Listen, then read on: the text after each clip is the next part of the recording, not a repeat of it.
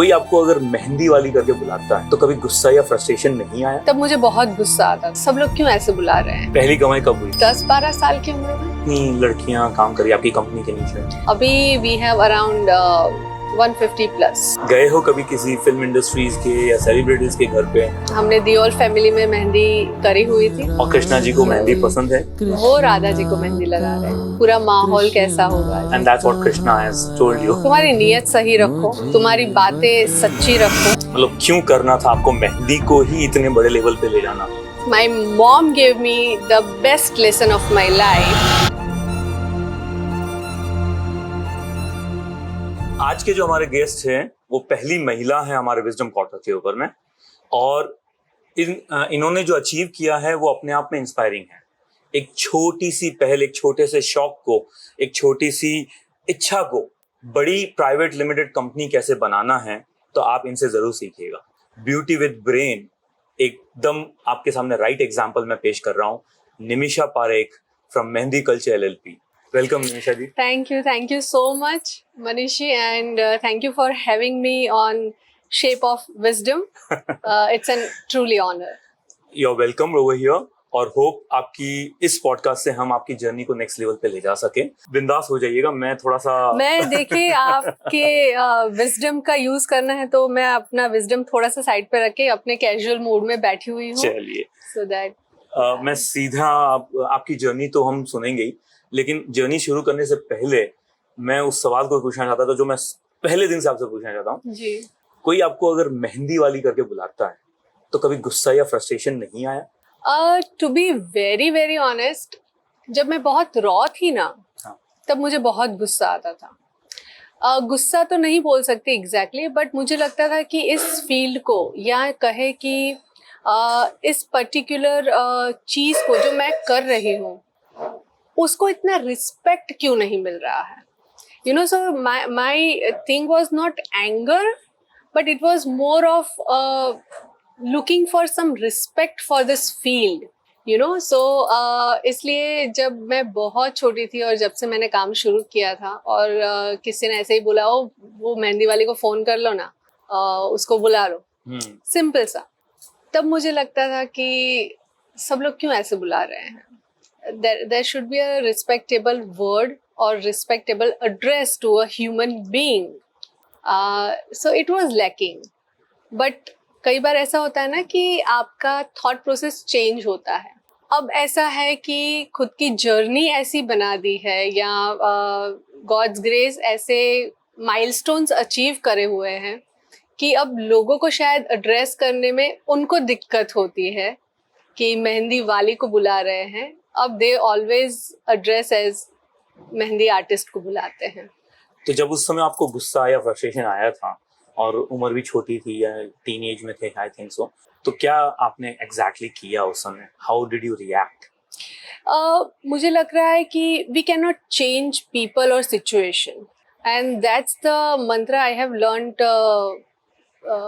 From early age, you know. So मुझे लग रहा था कि मैं आपको कंट्रोल नहीं कर सकती हूँ, मैं यहाँ पे हो रही किसी भी सिचुएशन को कंट्रोल नहीं कर रही हूँ। So what I can control is my thoughts, okay, and my actions.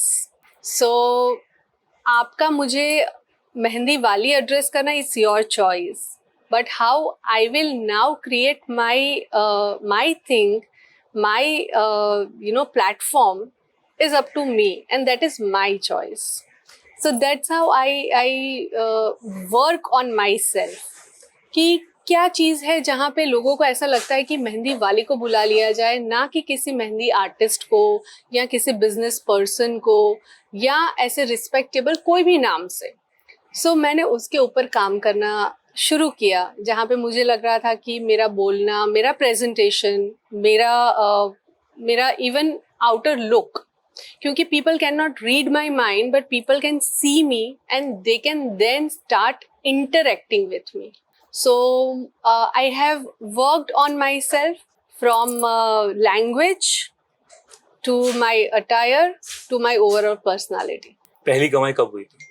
पहली कमाई I guess 10-12 साल की उम्र में। 10-12 साल की उम्र में? हाँ।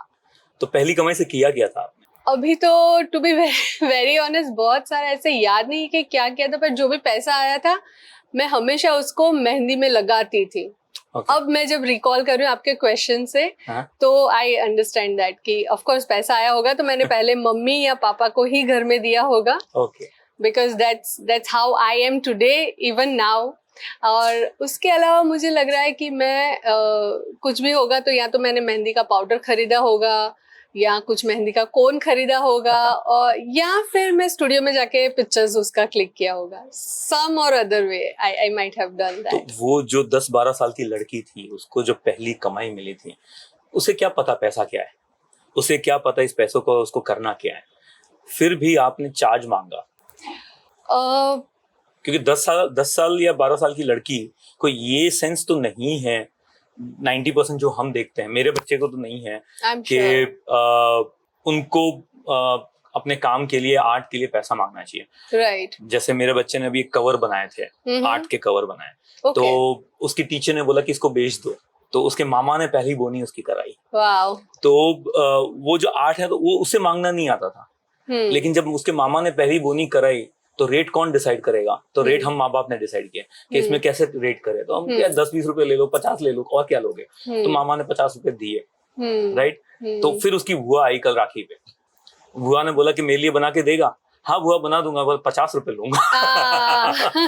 तो ये वो जो बच्चे में जब आता है, आप में वो कैसे आया, क्योंकि उस बच्चे को तो पहले किसी ने बताया। हाँ। आपको किसने बताया ये चीज, कैसे, मतलब ये मन में कैसे आया कि मुझे मेहंदी लगाने का भी पैसा लेना चाहिए, और क्या ही आपकी आर्ट होगी जिसका पैसा आप मांगोगे उस समय पे 10-12 साल की। हाँ, नहीं, वेरी ट्रू। एंड अगेन जब मैं अभी अपनी जर्नी थोड़ा रिवाइंड कर रही हूँ तो मुझे ऐसा समझ में आ रहा है कि मैं तो ऐसे ही शौक की तरह ही मेहंदी लगाती थी। इनफैक्ट शौक भी नहीं था, पहले मजबूरी थी। मजबूरी ये थी कि बीइंग अ गुजराती, हम लोगों में एक फेस्टिवल होता है अल्लुणा व्रत और जया पार्वती व्रत, विच इज लाइक 5 डेज का, माँ पार्वती जी का जो होता है। तो वो 5 दिन के दौरान हम छोटी लड़कियां जो होती हैं वो फास्ट रखती है, बट उससे पहले वो लोग प्रिपरेशन करती है। तो जो अच्छी होली मतलब पवित्र चीजें होती हैं वो लोग करते हैं। तो जैसे वो जवारा मतलब गेहूं से वो उगाते हैं जिसकी पूजा की जाती है, एंड मेहंदी लगाते हैं, पूजा की सामग्री सब तैयार करते हैं, वैसा। उसमें मजबूरी कहाँ से आ गई? एग्जैक्टली राइट, मजबूरी नहीं होनी चाहिए, it has to be a celebration. हाँ। But for me because mehndi लगानी होती थी और मुझे बहुत फैसिनेटिंग लगता था वो चीज, कि अभी आज किसी ने मेहंदी लगा दिया है, फिर रात को लगा के छोड़ दिया, सुबह में देख रहे हैं निकल के ऑरेंज कलर, और फिर दोपहर शाम को उससे थोड़ा सा डार्क कलर, मतलब the transition was very fascinating to me. तो इसलिए मुझे चाहिए था कि मेरे हाथों में भी लगा के दे, और उसका खुशबू बहुत प्यारा होता था। सो मैं बोलती थी लगाने के लिए। उस समय तो कोई प्रोफेशनल मेहंदी आर्टिस्ट या वैसे होते नहीं थे, सो घर के ही या आसपास के लोग ही लगाते थे। अब being a young girl, I always used to be the last one. छोटी है ना, ठीक है, बाद में लगा देते, एक फूल ही तो लगाना है और क्या करना है, फटाफट से लगा देंगे वैसा। मतलब हम लोग भी जब छोटे तो बच्चे को खाली फील्डिंग पहले करवाते थे। एग्जैक्टली। तो उसको बैटिंग का मौका कम मिलता था, तो मेरे केस में शायद वैसा ही हुआ कि मैं बोलती थी और मेरा सिर्फ लास्ट ही नंबर आता था। तो one fine day I thought कितना मतलब वेट करना है ना, तो I just picked up the cone, I applied by my self in one hand, and I was very happy. But rather me being very happy, people around me was like, oh wow, ये तुमने क्या कर दिया है, बहुत अच्छा लग रहा है, एक काम करो ना, इनको टाइम लगेगा, मेरे को लगा दो। So मेरा ये मजबूरी था कि मेरा लास्ट नंबर होने के कारण मेरे पेशेंस में कमी आ गई थी। तो मतलब 10-12 साल के बच्चे को फर्स्ट आना था। हाँ। और उसके लिए वो दौड़ पड़ा, लड़ पड़ा हर चीज से। हाँ, मतलब एटलीस्ट मैंने कोन पकड़ना शुरू किया था। ओके। और वो शायद 10 साल से पहले की बात है, तब मैंने कोन पकड़ लिया था ऑलरेडी। और उस समय मैं फिर वैसे ही किसी ने बोला तो मैंने लगा दिया types. But the interesting story happened when you know near my society, क्योंकि मुझे उसके बाद प्रैक्टिस मेरा हो रहा था। बहुत सारे लोगों को मेहंदी लगाना करना, तो फिर फेस्टिवल के दौरान ही नहीं, पर मुझे शादियों में भी आसपास के लोग बोल रहे थे कि तुम आ जाओ मेहंदी लगा लो। तो मैं जाती थी, और हमारी ही सोसाइटी में मैंने किसी के घर पे, शादी वाले घर पे मुझे बुलाया और मैंने मेहंदी किया, and I was too good with mehndi and very passionate also. So रात को 2-3, 3:30 बजे तक मैंने मेहंदी किया। I still remember those days. और मेहंदी करने के बाद, because I was a school going girl, तो मेरा सुबह का स्कूल होता था, विच वॉज 7 o'clock का स्कूल। 6 बजे मुझे तैयार होके निकलना होता था, because at that time we did not have access of 2-wheelers और साइकिल्स और ऑटो रिक्शा और anything, because we came from a very middle class family, so we had to walk and go to school, nearby school जो भी थी, है ना। तो रात को 3:30 बजे तक मेहंदी लगाना, अगेन घर पे आना, मम्मी मुझे लेने आई कि अब बेटा सुबह का टाइम है, आप आ जाओ। मैं घर गई, सो गई 1-2 घंटा, सुबह 6 बजे उठ के वापस स्कूल। 2 दिन के बाद that lady came to my home. We used to live in a joint family, है ना। तो जॉइंट फैमिली में cousins and uncles and everyone. So जो मेरे कजिन की बहू थी, उन्होंने मेकअप किया था, और दैट लेडी जिनके यहाँ पे मैंने मेहंदी किया था, she came to my place. I was playing downstairs and she went up. Okay. Because हम लोगों का ऊपर था, और 2 अंकल्स नीचे रहते थे, हम लोगों का ऊपर था. Okay. That lady came to up and she gave money to my भाभी, cousin भाभी, जिन्होंने मेकअप का काम किया था. And I was playing, so जैसे ही वो lady आके जा रही थी, literally I could feel something is not happy, because you know, she kind of ignored me. She did not even waved me or smiled at me, and she just came and walked away like that. So I had some sense, but still उस समय इतना analysis नहीं हो सकता था. So I went up, I met my mom and I asked, mummy aunty आए थे मेरे लिए, क्या दे के गए? And she was like, तुम्हारे लिए नहीं आए थे, बाजू में आए थे भाभी के लिए. And मेरी और मम्मी की काफी बहस हुई, बिकॉज मुझे लग रहा था मम्मी वॉज टीजिंग मी, है ना, कि नहीं तेरे को कुछ नहीं दिया है टाइप्स, और मुझे लग रहा था नहीं कुछ तो दिया ही है. And I was literally furious कि मम्मी कुछ नहीं तो चॉकलेट दिया होगा, 50 या 100 रुपए का एक एनवेलप दिया होगा, कुछ तो दिया होगा. And she was like no, nothing. And my mom gave me the best lesson of my life, that did you ask for it? I said no. Then don't expect that she should pay you.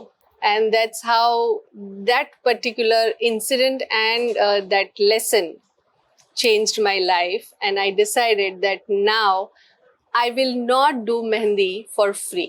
So आपने 10-12 साल में ही charge लेना शुरू कर दिया. Yes. वहां से समय आया होगा, अप एंड डाउन आए होंगे, आप टीनेज में गए, फिर आप कॉलेज उम्र में गए, और फिर आगे बढ़ती गई लाइफ. तो आप वहां से यहाँ तक अब तक वही करते आ रहे हैं, या कुछ बदलाव भी देखे हैं जिंदगी में? जिंदगी में बदलाव तो बहुत देख रहे हैं, पर प्रोफेशनली अगर मैं बात करूँ तो of course this is something I am still in love with mehndi. I am deeply in love with mehndi. So yes, everything I do revolves around mehndi. So yes. मैं ना कुछ और पूछने से पहले मेरे मन में एक सवाल आया. जी. मेहंदी को लेके आपने कहा आप इतना प्यार करते हैं, उसकी स्मेल तो मुझे भी अच्छी लगती है जी, पर उसे लगाना मुझे पसंद नहीं. और पर्टिकुलरली जब है ना लगा के बेड पे कोई सोता है और वो बेड पे बिखर जाती है ना, तो सबसे ज्यादा चिढ़ मुझे मचती है कि भाई ये आप क्या कर रहे हो. That is what I don't like it. तो आपके साथ भी कोई कुछ ऐसे लोग मिले हैं मेरे जैसा कोई? आप मुझे मिले क्यों नहीं पहले? अच्छा. I could give you the solution for that. अगर वो है तो we have options कि आप उसको रैप कर ले. मतलब आप यहाँ घर वाले जो भी है लगाएंगे, जो भी तो आप रैप कर लीजिए ताकि गिरे ही नहीं ना, उसका खुशबू आसपास ज्यादा आए. और उसको रैप करने के बहुत सारे तरीके होते हैं. So that is how I have evolved myself कि if there is a problem there has to be a solution. Wow. छोटी सी एक सीख बोले, या मुझे लग रहा है कि लाइफ का एक मंत्रा है कि अगर प्रॉब्लम है तो सोल्यूशन है. अगर आपके लिए कोई ऐसी सिचुएशन है जो आपको नहीं पसंद है तो we can find the solution for it. Wonderful. तो जब आपने पहला शुरू किया और आज आपको लगभग आई थिंक 30 इयर्स प्लस हो गए, 35 इयर्स. बिल्कुल. मेहंदी लगाने के लिए जी. प्राइवेट लिमिटेड कंपनी ये किसी को खोलते हमने नहीं देखा है. Okay. आपने मेहंदी लगाने के लिए प्राइवेट लिमिटेड कंपनी खोली है. Okay. इस जर्नी को भी बताइए और क्यों ऐसा किया वो भी बताइए. No, so I will correct here. Our company is not private limited company. It is LLP. Near about something similar. It's no. about the law manipulation. हाँ, लॉ भी है और इनफैक्ट बहुत सारे डॉक्यूमेंटेशन और सबका भी उसमें liabilities का बहुत फर्क है. So still private limited company. So let's reframe it. हाँ. कि 30 साल के अंदर में मेहंदी लगाने के लिए कौन एक LLP लेवल की कंपनी खोलता है? Okay. मतलब I never saw anyone like that. और ऐसा है क्यों? और ये जर्नी भी थोड़ा आप ऑडियंस को बताइए. This is so interesting.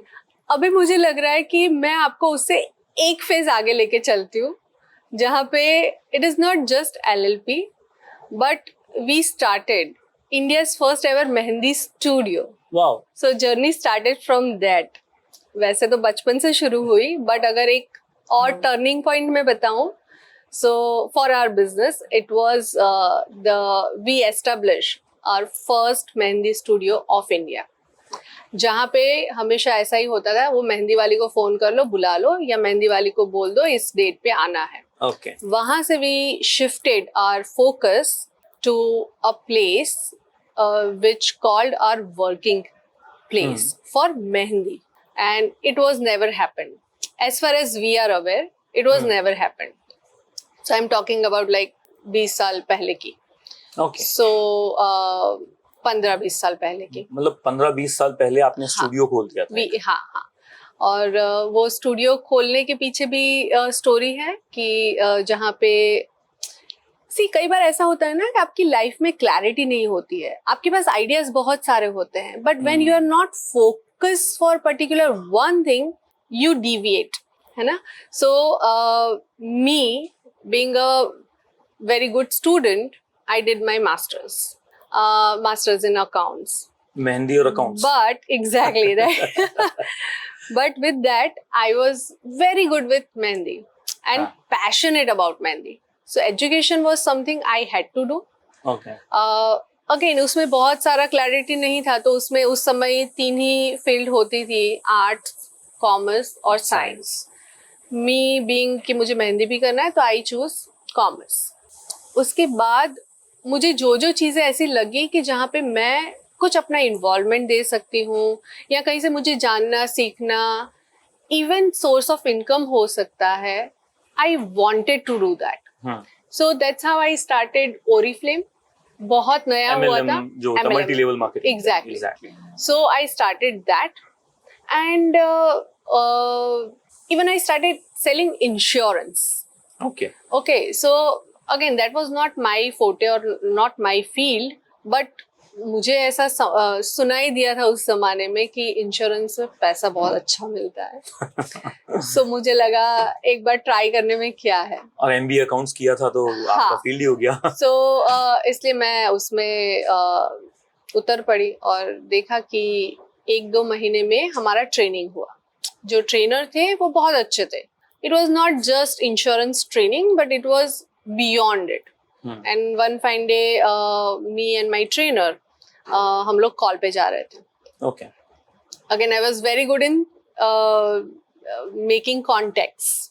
Okay. So हम लोग जहाँ जा रहे थे तो before that we wanted to discuss, so we sat in a coffee shop में बैठे एंड आई वाज लाइक, उस समय भी यही कुछ माहौल चल रहा था जहाँ पे मुझे मेहंदी के लिए भी जाना था, इंश्योरेंस कॉल के लिए भी जाना था, कुछ सोशल्स भी करने थे, बहुत सारा चीज साथ में हो रहा था.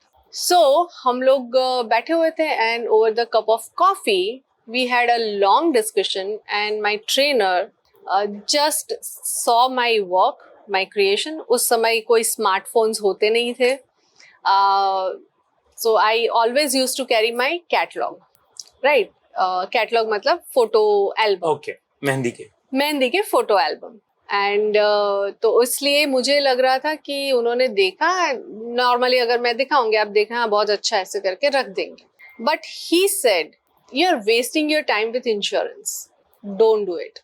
With this kind of art, you can travel across the globe, you can make your own home, and you can create wonders.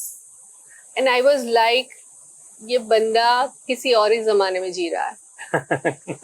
मतलब जिसको मेहंदी नहीं पता है वो मुझे ऐसा बोल रहा है कि आप ये सब चीजें ड्रीमी वर्ल्ड दिखा रहा है. अच्छा, मतलब थोड़ा आपने भी तो पसंद में आ गया. हाँ, तो मुझे लगा अच्छा, तो सर आप मुझे बताइए ना क्या कर सकते हैं. एंड ही वाज लाइक, अरे आप बहुत कुछ कर सकते हैं. मैंने बहुत कुछ नहीं, अभी आप मुझे बताइए क्या क्या कर सकते हैं. So then he said कि how do you do it? Why do you do it? उन्होंने मुझे जो क्वेश्चनिंग शुरू किया, मेरी लाइफ में मैंने कभी ऐसा इंटरेक्शन नहीं किया था तब तक. For business, where a person was interested in me and my art or my business to nurture it in a different way. So एक गुरु मिल गया आपको उसमें. Exact word is yes, Guru. So उन्होंने जैसे ही मेरे साथ बात करना शुरू किया, क्वेश्चंस किए, तो मुझे लग रहा था ओ कुछ चीजों के आंसर्स तो मुझे ही नहीं पता है. So then he was kept, asking me questions. क्यों करना है, कैसे करना है, कब तक करना है, किस तरीके से करना है, और बहुत सारे क्वेश्चंस. और जब तक उनके हर एक क्वेश्चन का डिटेल आंसर उनको या क्लैरिटी वाला आंसर नहीं मिल रहा था, he was, इधर से उधर से इधर से उधर से कान पकड़ पकड़ के, मतलब वो बात क्या है वो निकलवा रहे थे. And that's how we decided. He suggested actually that you should have your own space, working space, where a dedicated time with all SOPs. SOP word मैंने पहली बार सुना उस समय.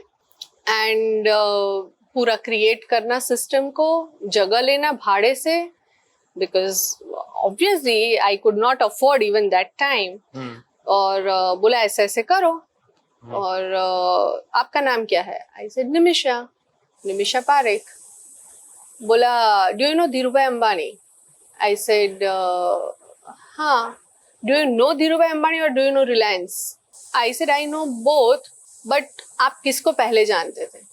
So बात वहां से शुरू हुई कि धीरूभाई ने अपना खुद का नाम दिया अपनी रिलायंस को.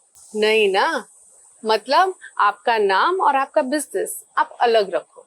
उस समय मुझे वो थॉट समझ में नहीं आया, because I was very self centred eight that time. क्योंकि हमने कभी बिजनेस तरीके से ही नहीं सोचा, निमिषा ही सोचा.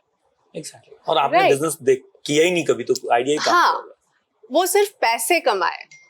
टू बी ऑनेस्ट, पैसे कमाए, बट नॉट दैट वे. सो उस तरह से हमने काम शुरू किया. And I said okay, let's go ahead with your vision. मैं थोड़ा सा इसमें आपको डीपन ले जाना चाहूंगा जी. आपके गुरु ने वो कौन से प्रश्न, जो मेन 2-3 हैं, क्योंकि यंगस्टर सुन रहे हैं जी, और जैसे आपकी लाइफ में वो क्लैरिटी आई, वो क्लैरिटी अगर यंगस्टर्स को मिल जाए तो वो सवाल मुझे थोड़ा सा आप बता पाए डिटेल में.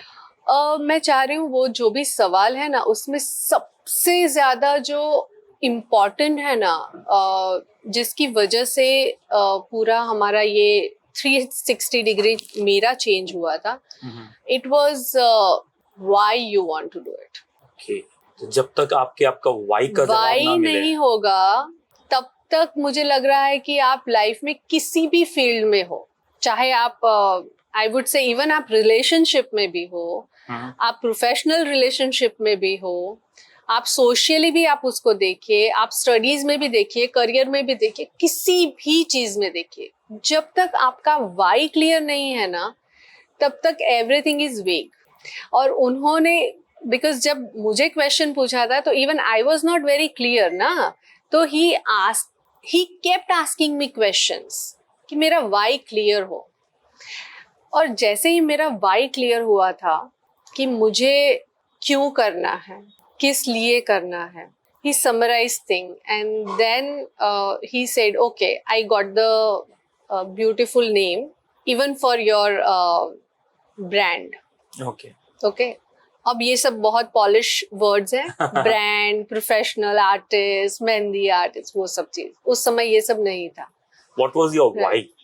मतलब क्यों करना था आपको मेहंदी को ही इतने बड़े लेवल पे ले जाना? So I shared my story with him also that I'm very fascinated. बोला हाँ ठीक है, वो तो किसी में भी होगा, क्यूरियोसिटी होगा, फैसिनेशन होगा, बट आपको करना क्यों है? So again ऐसे ही मेरे आंसर्स आ रहे थे, उनके क्वेश्चंस आ रहे थे, और then I said कि मेहंदी एक ऐसी पवित्र चीज है जो मुझे लगता है कि being a mehndi artist I am witnessing 2 families, उनके रिचुअल्स, वो 2 फैमिली जुड़ रही है, जिसमें मेहंदी एक ऐसा रिचुअल होता है जो सबसे पहले वहाँ पे किया जाता है।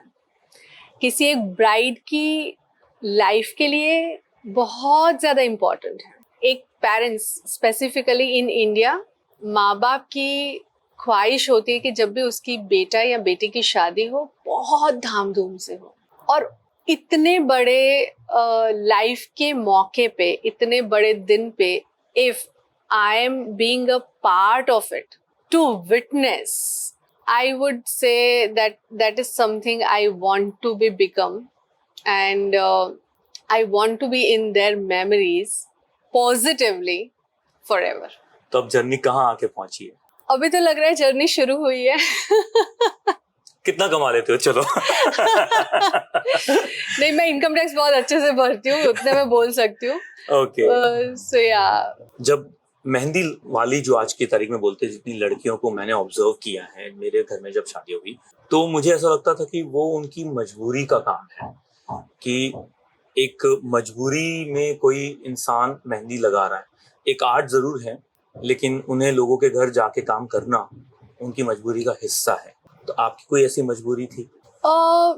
नो, मेरी अगर मैं पर्टिकुलर बात करूँ, मेरी कोई मजबूरी नहीं थी। मेरा ये कहीं ना कहीं एक शौक था। मजबूरी वो तो है, ठीक है, कि छोटे थे और नंबर नहीं आया, उस तरीके से हमने लगा लिया, it was a different thing, but making money was never the criteria. तो जो लड़कियां इस तरीके से जाती हैं इस मजबूरी में, उन्हें कहीं ना कहीं कुछ दिक्कतों का सामना करना पड़ता है। तो ऐसी क्या दिक्कतें आती थी जब आप किसी के घर जाते हैं, जो उन लड़कियों को भी आती हैं? तो वहां आप कैसे इस चीजों को देखते हैं? नहीं, मजबूरी मतलब मुझे लगता है कि आप कोई भी काम करते हो ना, वो कुछ एक इंटेंशन से करते हो, है ना? या तो आपको उसमें पैसा कमाना है, या उसमें आपको नाम कमाना है, घर की जरूरियात है, या कुछ भी।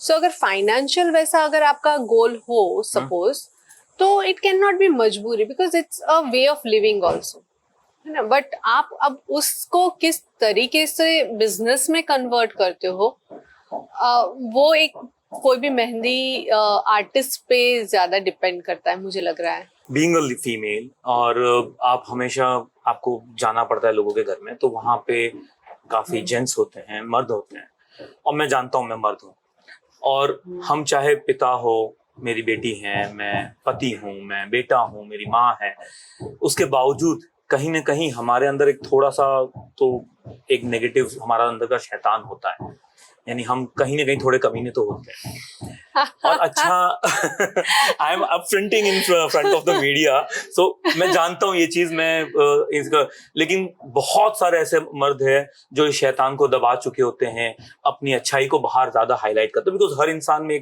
एक अच्छा और एक बुरा इंसान का हिस्सा होता है। ये मेरा पर्सनल पॉइंट ऑफ व्यू है।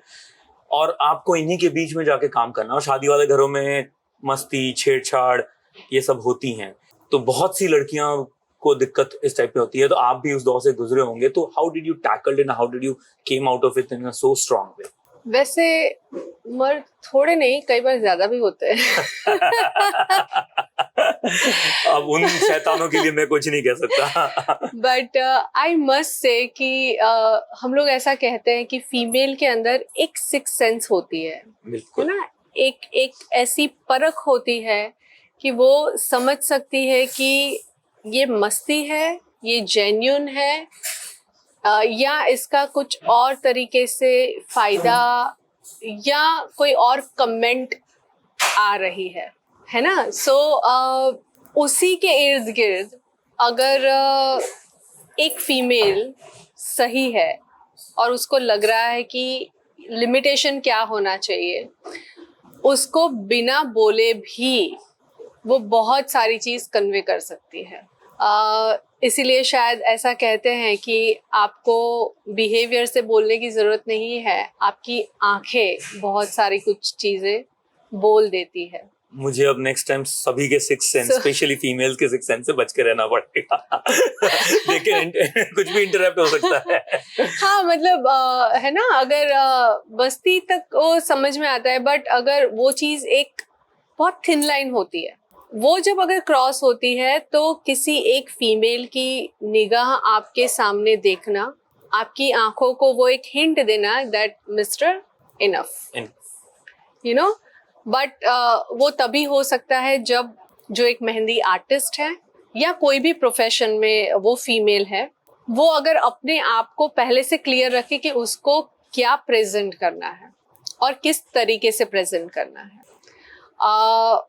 मैं अगर अपनी बात करूं अभी, तो जब मैं मेहंदी बीइंग एकदम कंफर्ट अगर बात करें क्लोथिंग, तो jeans and T shirt, pyjama and T shirt, कि भाई कुछ नहीं, एकदम मस्त बिंदास, आपको जैसे बैठना है बैठो। आपकी शादी तो है नहीं, आपकी शादी तो है नहीं, और जा रहे हो तो आपको क्या करना है, बस यहाँ मेहंदी लगाओ, पैसा लो और वापस आ जाओ।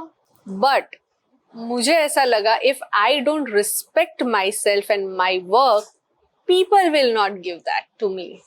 सो if I offer myself that respect, you will bound to give me respect. There is no other choice for you, right? That's 100% true. So that is how I have changed myself. I started giving respect to myself, and see, अगर आप कोई भी corporate ले लीजिए, कोई भी school colleges ले लीजिए, गवर्नमेंट्स ले लीजिए, कहीं पे भी अगर आप जा रहे हो तो I am sure there will be a dress code. आप इसी ड्रेस कोड में जा सकते हो, चाहे वो कलर का हो या यूनिफॉर्म का हो, वी कॉल इट यूनिफॉर्म। अब अगर मैं अपनी बात करूँ तो I have decided that I will try to go in my Indian attire. So आपने अपनी प्रोफेशन को रेस्पेक्ट पाने के लिए एक अटायर को प्रेफरेंस देके उस लेवल तक ले जाने की मैंने किया है। मैं और लोगों का नहीं बोल सकती हूँ, पर मैंने अपने एक्सपीरियंस से किया है। और इसीलिए मैं खुद I use to wear jeans and T shirt. मेरे पास अभी भी कुछ ऐसे फोटोज है जहाँ पे मैं प्रोफेशनली जाती थी मेहंदी लगाने के लिए। I use to wear jeans and T shirt, you know. But उस समय मुझे खुद ऐसा लगता था, कई बार मेरे को टी शर्ट ऐसे नीचे करना पड़ रहा है या सो मेरा काम फिर मेहंदी में कम और टी शर्ट नीचे करने में ज्यादा रह रहा है, क्योंकि मैं कॉन्शियस हो रही थी कि कोई देख तो नहीं रहा है, कुछ दिख तो नहीं रहा है पीछे से, you know. And that's how I decided कि नहीं, जब मैं इंडियन कल्चर को प्रेजेंट कर रही हूँ, तो व्हाई नॉट इतने अच्छे संस्कार को वो कर रही हूँ, एक एनर्जी ट्रांसफर कर रही हूँ, तो why not my attire. So being in a sari और Indian dress, I prefer that the most. So आपके नीचे कितनी लड़कियां काम करी आपकी कंपनी के नीचे में? हमने शुरू तो बहुत कम से किया था, me being a solopreneur I would say. अभी we have around 150 plus 150 plus ladies working for you under your company. जी। And all are mehndi artists. Yes. Not mehndi only. They are No. mehndi artists. Yes. And इतने लोगों को आपने employment दिया, इतने लोगों को इंस्पायर किया। आप आज जो बाहर चल रहा है, आपने मणिपुर का केस हो या अभी करंट के अंदर में डॉक्टर वाला केस हो, फ्रस्ट्रेशन नहीं है मर्दों की तरफ में या इस दुनिया की तरफ में, मेंटालिटी की तरफ में? नहीं होता है ना, बहुत होता है।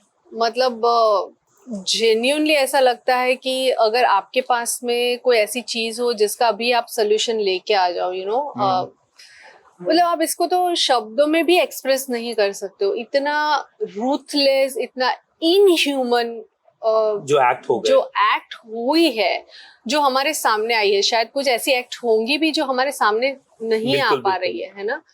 तो मतलब आप उसको तो एक्सप्रेस ही नहीं कर सकते हो।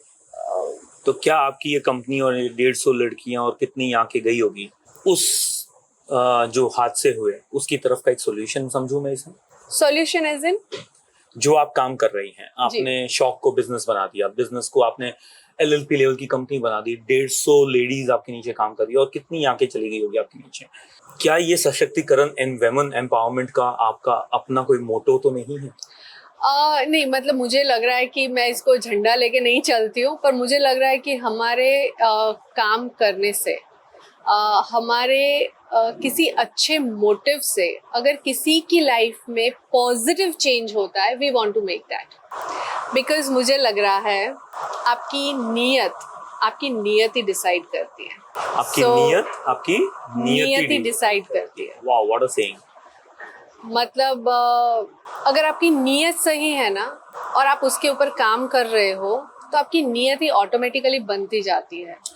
और वैसे ही मेरे साथ में जितने भी जुड़ते हैं, I try to make them very very clear कि आप जब भी काम करो, अच्छे मन से, अच्छी भावना से करो। जब नीयत सही होगी ना, हर्डल्स आएंगे, फ्रस्ट्रेशन भी आएगा, अनवांटेड सिचुएशंस भी आपके सामने आएगी, बट अगर आपकी नीयत, इंटेंशन सही होगा, तो आप उसके ऊपर आराम से काम करते जाएंगे, हर्डल्स पास होती जाएगी, और अल्टीमेटली आपकी नियति या जो फ्रूट है वो आपके हाथों में ऊपर वाला तो दे ही इतने देता है। सालों से आप एक ही आर्ट को लेके चल रहे हो, और कभी थकान या कभी बोरियत या कभी सेल्फ डाउट कि बस अब हो गया या अब नहीं हो पा रहा है मुझसे आगे, ऐसा कभी दिन आए?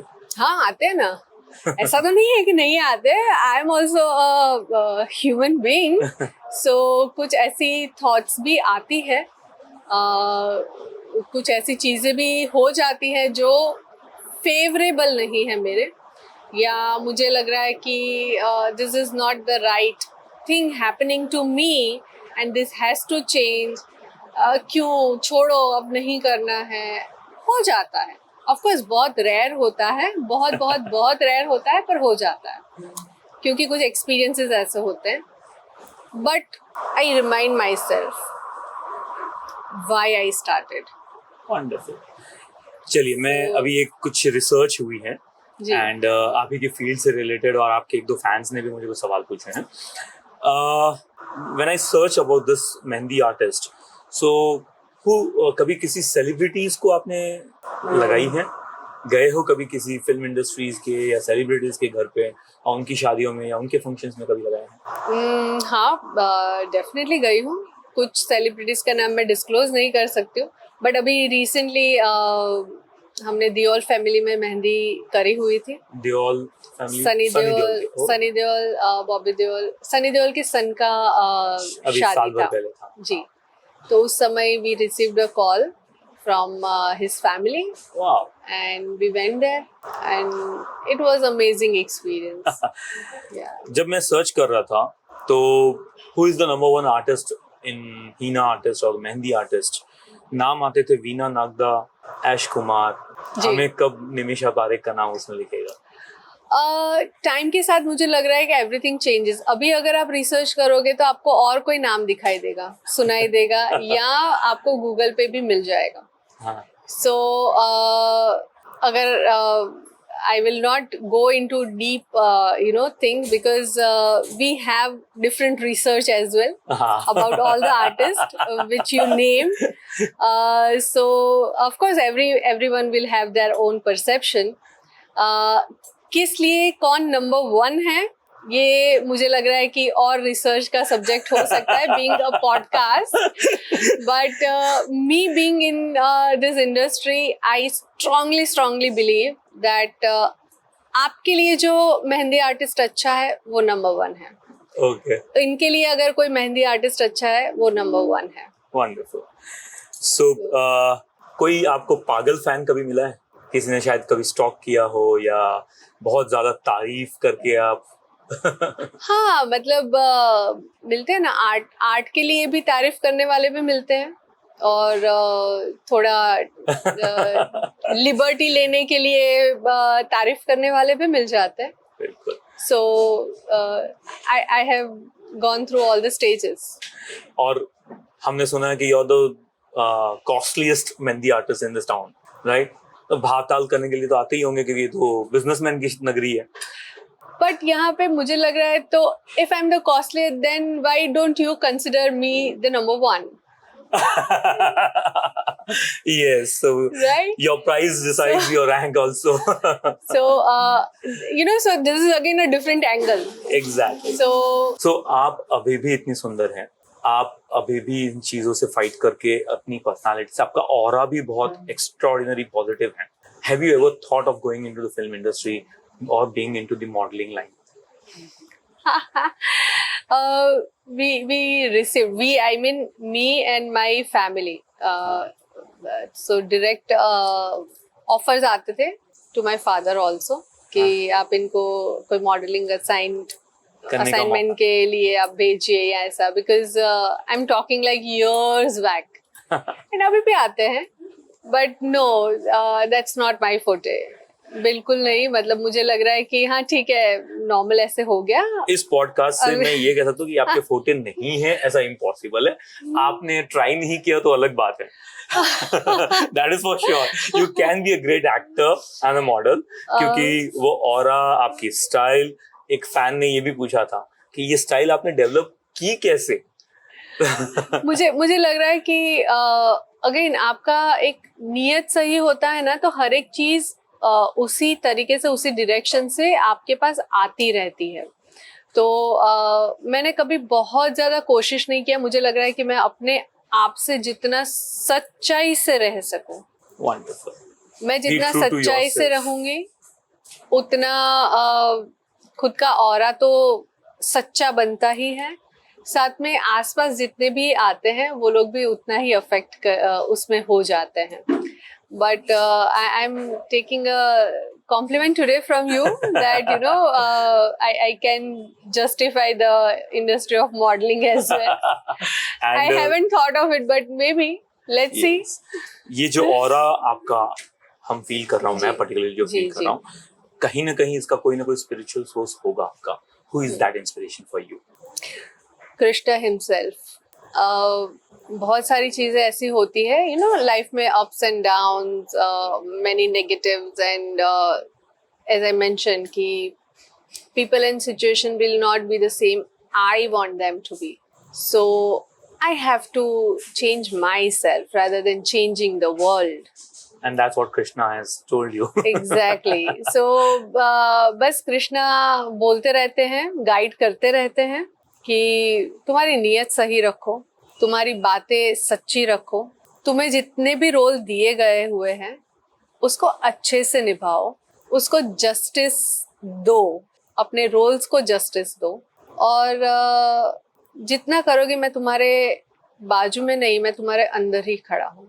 और कृष्णा जी को मेहंदी पसंद है जब वो प्रेम लीला में मस्त हो जाते हैं. बिल्कुल. मतलब आई कैन इमेजिन कि जब कृष्णा राधा को खुद मेहंदी लगाते होंगे तो वो पूरा ऑरा कैसा होगा, वो पूरा माहौल कैसा होगा जहाँ पे वो राधा जी को मेहंदी लगा रहे हैं. Wow. So I could imagine that thing, and maybe that also inspired me. Mehndi का हमारे कल्चर में हजारों सालों से है, लेकिन जब वो उगती है तो वो अफ्रीकन कंट्रीज से यहाँ आई है या इजिप्ट से यहाँ आई है, उनके ट्रेसेस वहाँ हैं.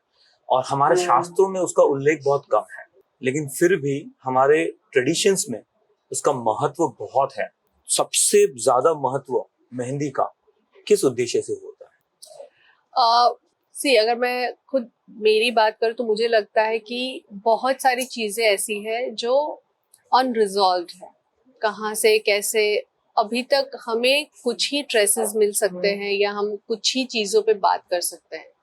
बट अगर मैं रिसर्च की बात करूँ, because I am also doing research on mehndi in the field of mehndi, and तो मुझे लग रहा है कि कुछ और भी ऐसी सच्ची घटनाएं हैं जो उससे पहले के ऑरा में हमारे पास पाई गई हुई है, जैसे कि? जो अभी तक ऑफिशियली बाहर नहीं आई है, बट उसके रिसर्च पेपर्स बन रहे हैं अभी. और जैसे वो रिसर्च, कोई पर्टिकुलर हिस्ट्री, जैसे मैंने बताया, अभी रिसर्च पेपर्स बन रहे हैं. Once it is publish, it will be officially declared like that.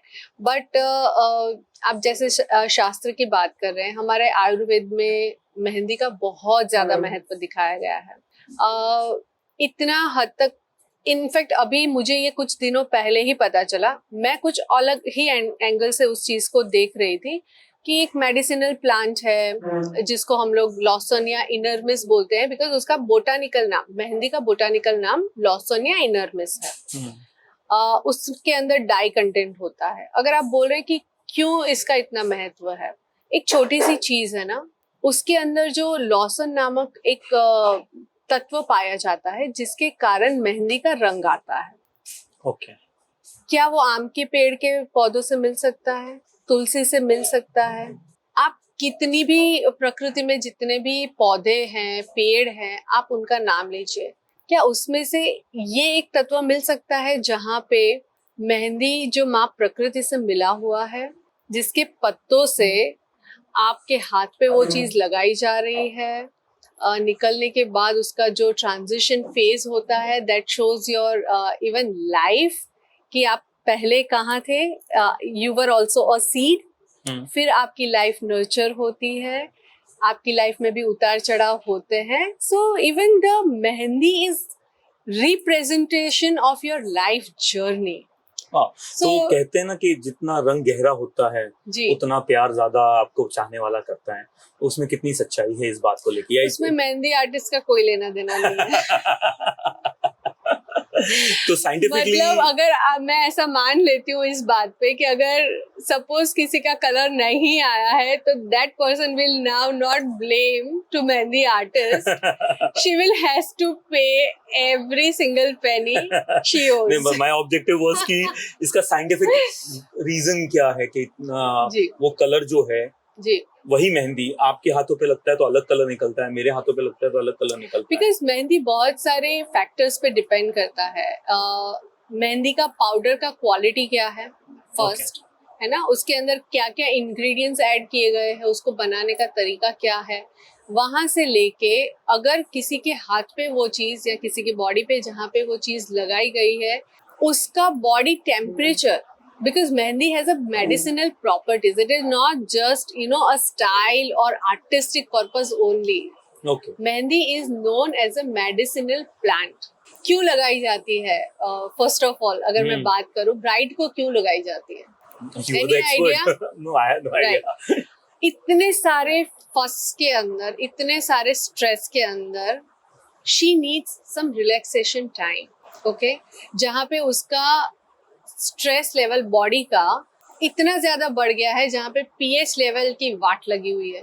बहुत सारे रिचुअल्स ऐसे हो रहे हैं जहाँ पे she has to present, but her mental state is not in a coming state. And उसके बाद तो उसके फेरे भी होने हैं। Before that she has to be again अपने आप को एक ऐसे जोन में डालना जहाँ पे she can recall everything and she can settle down herself. That is why mehndi. अब जब मेहंदी जब आप उसको मेहंदी लगाते हो उसका ऑटोमेटिकली रिलीज टाइम हो जाता है एंड देन एक पीएच लेवल बैलेंस हो जाता है, राइट, बॉडी के अंदर। प्लस उन दिनों के अंदर जितनी भी गर्मी, एक्सेस गर्मी बॉडी के अंदर पैदा हुई है वो मेहंदी के थ्रू रिलीज होती है। तो मेहंदी को बालों में इसलिए लगाया जाता है ताकि आप कूल डाउन हो जाए, आपकी हीट बाहर आ जाए। उसके 2, 3, 4, 5 ऑप्शंस हो सकते हैं, but of course one of the reason is कि बालों पे अगर मेहंदी लगती है, बेसिकली नॉट बाल, स्कैल्प, ओके, स्कैल्प पे लगती है तो उसका वो बेनिफिट है। अगर आप बालों पे लगाएंगे तो वो कलर देने का काम करेगी, ओके, राइट। अगर आप फीट, तलवे पे लगाते हैं, सो अगेन बिकॉज बहुत सारे पॉइंट्स अपने तलवे से होते हैं। मैंने कभी लगाते हुए किसी को देखा आपने घी घिसते हुए देखा घी घिसा है, राइट। तो वैसे ही मेहंदी का होता था। सबसे पहले जब हमारे पास कोई भी एक्स्ट्रा फैसिलिटी नहीं होती थी तब क्या करते थे, बाहर से पत्ते तोड़े, उसको पीसे और तलवे पे लगाए। Things evolved and that is how पत्तों की जगह वो पाउडर का फॉर्म हो गया, पाउडर की जगह भी पेस्ट का फॉर्म हो गया, लाइक दैट। आपने 10 रुपए के कौन से अपनी लाइफ मैजिकल जर्नी तरीके से जी है, तो आप चाहेंगे कोई आपकी इस पूरी लाइफ स्टोरी पे मूवी बना ले, या अभी ये कुछ कहानियां लिखनी और बाकी है? कहानियां तो लिखनी बाकी है डेफिनेटली, बट क्या पता आज पॉडकास्ट हो रहा है कल मूवी भी बन जाए। ओके, सो ये पूरी जर्नी के टाइम आपने अपने पैशन को इवॉल्व किया, अप्स एंड डाउन्स देखे, सब देखे। यंगस्टर्स को, पर्टिकुलरली गर्ल्स जो बिजनेस में आना चाहते हैं, पहले तो कौन ऐसी लेडी है जो आपको इंस्पायर कर रही है from the business world? Current में कोई आपके ध्यान में है ऐसी कोई लेडी जो आपको इंस्पायर करती है फ्रॉम द बिजनेस वर्ल्ड? मुझे बहुत पसंद आता, मैं बहुत सारे इंटरव्यूज देखती हूँ, किताबें पढ़ती हूँ जहाँ पे मुझे लगता है कि इनसे ये चीज सीख सकते हैं. So it is not one particular role model, but I keep फिर भी कोई एक दो नाम जिन्होंने बहुत आपको I like Indira Nui. Indira नुई, या Nui. Okay, yes, I like that a lot. I mean the power she carries even now, with her vision, with her guts, is impeccable. तीन ऐसी बातें या तीन ऐसे फॉर्मूला आपकी लाइफ का या कोई ऐसा सक्सेस मंत्रा जिन्हें आप यंगस्टर्स और स्पेशली फीमेल एंटरप्रेन्योर्स या फीमेल लड़कियों को जो आर्ट को पैशन में कन्वर्ट करके बिजनेस तक ले जाना चाहते हैं, दुनिया तक ले जाना चाहते हैं, आपने वर्ल्ड लेवल तक ले जाना चाहते हैं, उनके लिए आपकी तरफ से आपके 3 success mantras? First, I would say respect yourself first. First is respect yourself. Respect yourself first. क्योंकि आप जब तक अपने आप को ग्रांटेड ले लोगे ना, people will start taking you granted. But if you respect yourself, your work, your ideas, your beliefs in you, then automatically the world will follow your. Second, nothing is overnight. अगर आप कोई भी चीज काम कर रहे हो, हमारे गुजराती में एक कहावत है कि उतावड़िए आंबा न पाके.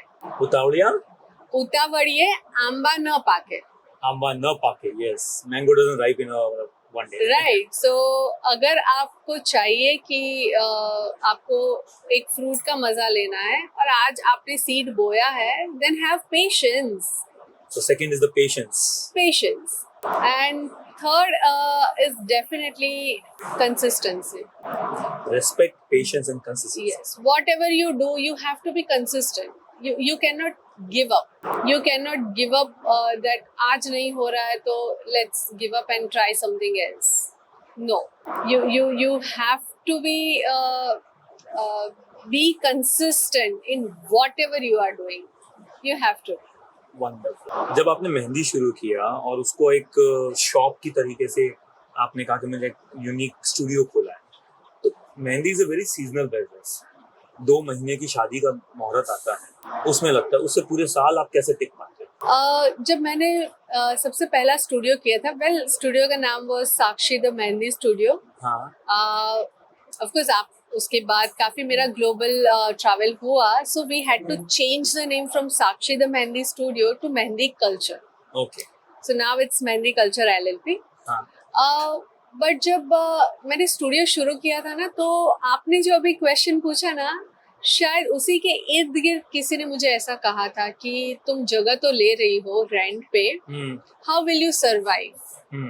मतलब ये तो 2 महीने का धंधा है. Exactly right. और स्पेशली अगर हमारे यहाँ बात करें तो होती है शादियाँ समर्स में भी, बट जो पीक सीजन हम जिसको कहते हैं, विच इज नवंबर टू फरवरी, है ना. दिसंबर में भी उसमें 1 महीना तो वो हो जाता है जहाँ पे हम लोग मेहंदी नहीं लगाते हैं generally. So November to February is the ideal season. तब मैंने शायद बोल दिया था कि I will make it 365 day business. और क्योंकि ऊपर मस्त घूम रहे थे एंजल्स, तो उन्होंने तथास्तु बोल भी दिया. And since then I am doing 365 day work, जिसमें it is not limited with the bridal mehndi application only. Okay. India में रह रहे तो बहुत सारे ओकेजन्स होते हैं ना, एंगेजमेंट भी होता है, बेबी शावर भी होता है, शादी किया है बेबी शावर भी होगा, और हाउस वार्मिंग, नए घर सब लोग लेते हैं, वो होता है. ये तो हुई मेहंदी लगाने की बात. तीज त्योहार तो है ही, सावन का तीज हो गया, करवा चौथ हो गया, गुजरातियों में वट सावित्री व्रत होता है, बहुत सारी चीजें होती है. सो फेस्टिवल्स और वो तो है ही, शादियां हैं, फेस्टिवल्स है, वो सब है. उसके अलावा we started concept of mehndi candles, जहाँ पे it was an initiative basically, जहाँ पे हम लोग कहीं गए थे और वहाँ पे इट वाज अ ट्रस्ट, जहाँ पे फीमेल्स अपने पैर पे खड़ी नहीं हो पा रही थी. They were dragging themselves for the entire life. They could not stand on their feet. Okay. Now, can you imagine the girls and women जो अपने पैरों पे खड़े नहीं रह सकते हैं, पूरी लाइफ अपने शरीर को ड्रैग करके ही वो लोग चल रहे हैं. Physically I am talking, physically उनके पैर काम ही नहीं कर रहे हैं. Okay. किसी के हाथ काम नहीं कर रहे हैं, एक हाथ काम नहीं कर रहा है, या बहुत सारी ऐसी चीजें हैं physically which are inactive to perform. So उस समय मुझे लगा कि मैं इन लोगों के लिए क्या कर सकती हूँ. So I and my team thought of something कि अगर ये लोग फंक्शंस में नहीं जा सकते हैं मेहंदी लगाने के लिए, if we cannot give employment to them by taking them out in a function which is fair, right? What we can do. So that's how Mehndi Candles came in the picture, where हम लोग उनको पहले training देते हैं, हम लोग पूरा material provide करते हैं, उसके बाद हम उनसे मेहंदी, जो कैंडल्स होती है, कैंडल्स के ऊपर हम मेहंदी करवाते हैं. Then we sell that product to corporates, to institute, to individuals. Whatever the money comes from it, we share with them. तो ओनली कैंडल्स में इतना हो जाता है कि कोई और भी प्रोडक्ट्स हैं? कैंडल्स हम लोग बहुत बल्क में बनाते हैं, सो ऑफ कोर्स वो है ही.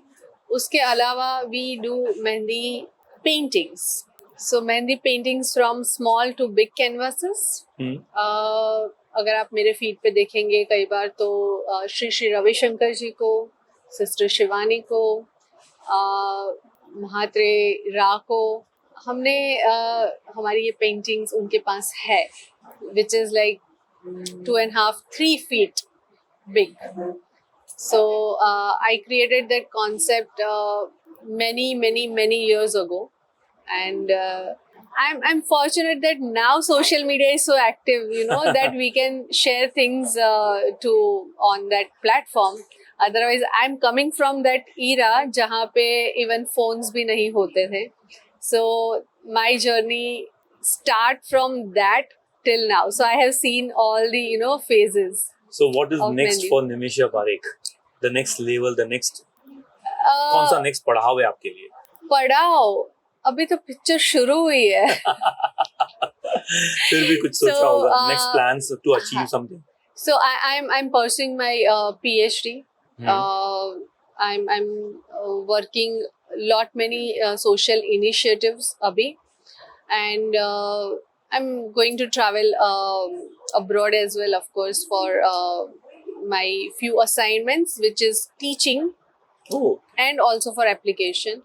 So I'm going for that as well, and yeah, so many projects currently on paper and off the paper also. आपने जैसे कहा आपके वाई के अंदर में कि you being a part of somebody's celebration, you being a part of दो परिवार के जब मिलन होते हैं और दो आत्माओं का मिलन होता है, उसका पहला रिचुअल आपके हाथों से किया जाता है और आप उसके विटनेस हो जाते हैं, हिस्सेदार बन जाते हैं.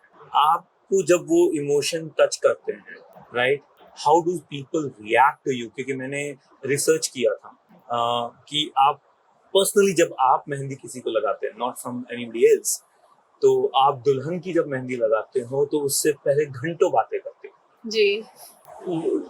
मतलब कौन करता है इतना? जी. सो मेरे लिए जैसे मैं बहुत स्ट्रांगली ऐसा मानती हूँ that mehndi is not just a product, mehndi is an emotion. Okay. So product is dead, emotions is alive, and so I would rather suggest कि आप कोई भी field में हो, if you keep your product, your service as a part of your emotion, then it will create a magic. And emotion शायद मेरे लिए इसलिए भी है because it is directly come from Mother Nature. That is one. So I want to give that respect to Mother Nature because उनकी वजह से हमें ये चीज़ मिल रही है. सेकेंड, मैं जब भी अगर किसी को मेहंदी लगाती हूँ तो लगाने से पहले I discuss a lot because for me I have done thousands of brides but for that bride it is for the very first time. So I need to justify her big day. If I can not call it myself an an artist, then I can be a money maker machine but not an artist. So I try my best to understand her emotions, her family's emotions, and even to include my emotions to that particular a piece of art. And with that, अगर मैं मेहंदी लगा रही हूँ, so I am transferring my energy. I am holding hands for hours. So I am not just putting mehendi, but I'm transferring my energy, my thoughts, and my emotions to particular that piece of art.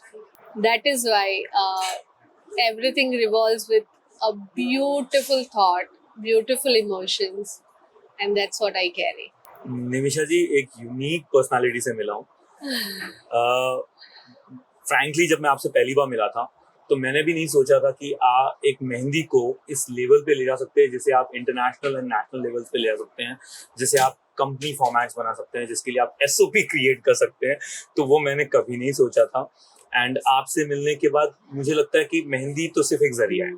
Exactly. Mehndi सिर्फ एक जरिया है इस जीवन में, इस दुनिया में अपने आप को साबित करने का, अपने आप को प्रूव करने का कि आपका पर्पस है लाइफ में, आप किसी मकसद से इस दुनिया में आए हैं. और जो चीज़ें मैंने आज आपसे सीखी हैं, मुझे भी लगता है कि मैं बार बार अपने आप से जब वाई पूछता हूँ, मैं स्कूल्स और कॉलेजेस में बच्चों से पूछता हूँ कि when you go for dreaming ask why to yourself. मुझे भी लगता है कि I should revive my own why, कि मैं ये पॉडकास्ट क्यों कर रहा हूँ या मैं इस दुनिया की तरफ क्यों जाना चाहता हूँ. तो wonderful learnings from you. You have a beautiful aura, and that aura inspires, gives the energy automatically. You don't have to say it and you don't have to do it. It gives it. So to the audience, छोटा सा 10 रुपए का कोन भी आपको करोड़ों तक ले जा सकता है. आज का ज़माना वो नहीं रहा कि जहाँ पे एक बेसिक प्रोफेशंस पहले हुआ करते थे. आज का ज़माना हर छोटे से आर्ट को एक्सीलेंस की तरफ कैसे ले जाते हैं. ये पॉडकास्ट आपको वो चीज़ दे के गया होगा, आई एम श्योर. तो इसे आप याद रखिएगा, इसे आप सीख के जाइएगा, इम्प्लीमेंट करिएगा, और निमिषा जी को ज़रूर याद करिएगा जब आपके घर में कोई अच्छा सा मोमेंट आए, शादी के टाइम या फंक्शन के time. Thank you so much. Thank you very much. आपने ये देखा पूरा एंड तक, एंड थैंक यू निमिषा जी. आप हमारे लिए ऑनर्ड तरीके से हमें आपका टाइम दिया उसके लिए. Thank you so much for having me today. Thank you.